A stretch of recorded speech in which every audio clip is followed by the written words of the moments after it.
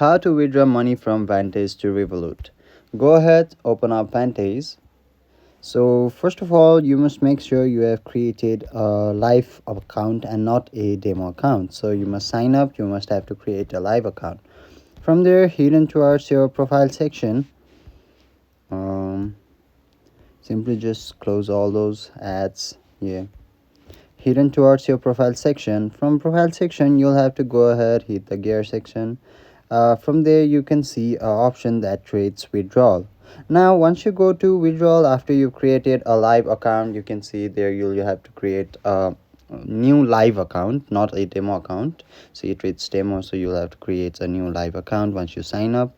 So once you create a new live account, you'll be able to withdraw amount if you have got amount, and you can enter your amount, desired amount, in a box that will appear somewhere in your screen. And once you do that, you can proceed forward with the page will look somewhat like this, and you can simply select Revolut according to your region, and in case it's available in your region, in the e-wallet section. So if you find Revolut, you can simply go ahead, transfer your money to Revolut, and then you can withdraw through Revolut. So that's how you do it. Hopefully this video helps. Thank you.